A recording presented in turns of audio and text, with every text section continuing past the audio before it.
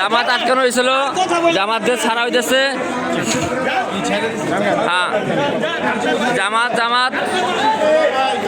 টাকার বিনিময়ে ভোট চায়, আটকানো হয়েছিল।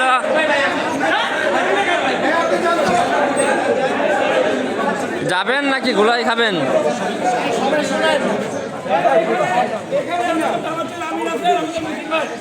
এখানে মতিন ভাই বলছেন ওনাদের যেটা হচ্ছে এটা অন্যায় হচ্ছে, এটা অন্যায় হচ্ছে। ওনারা 22 তারিখ পর্যন্ত এই কর্মসূচি করবে না। আমি জাহান ভাই এবং মনির ভাই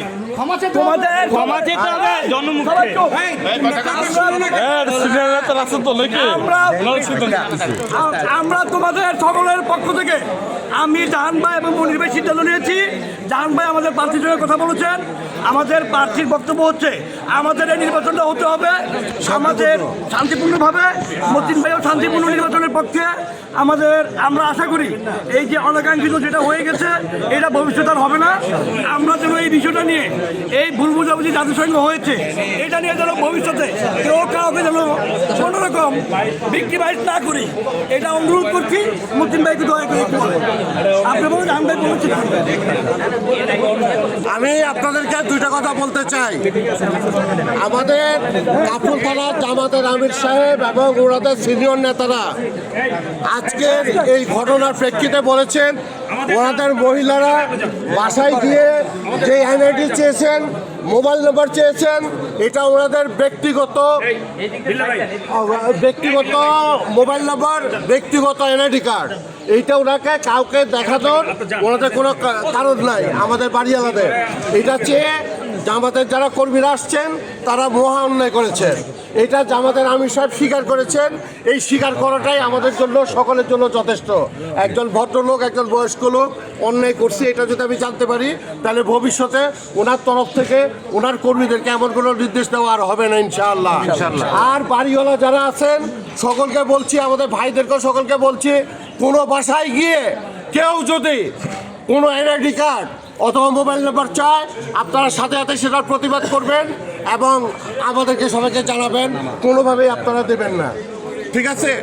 আর আমরা এখানে নির্বাচন করতে আসছি।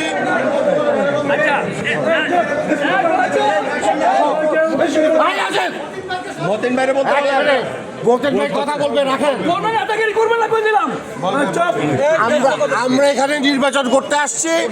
আমরা এখানে সুষ্ঠুভাবে সুন্দরভাবে সবাই মিলে সুন্দর একটা নির্বাচনের পরিবেশ আমরা সকলে মিলে বজায় রাখবো ইনশাআল্লাহ। এখন আমাদের কাফল থানার জামাতের আমির যিনি ঘটনার শুনে উনি এখানে দৌড়ে আসছেন, ভদ্রলোক আমাদের আব্দুল মতিন খান সাহেব, উনি সবার উদ্দেশ্যে দুইটা কথা বলবেন। আসসালামু আলাইকুম ওয়া রাহমাতুল্লাহি ওয়া বারাকাতুহু। ওয়ালাইকুম আসসালাম ওয়া রাহমাতুল্লাহ।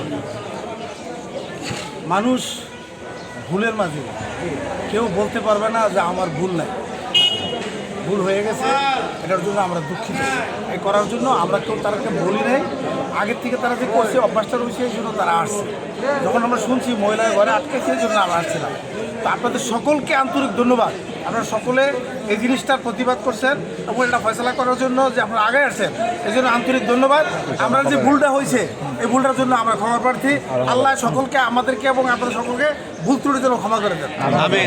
আর আমাদের লোক এভাবে যাবে না।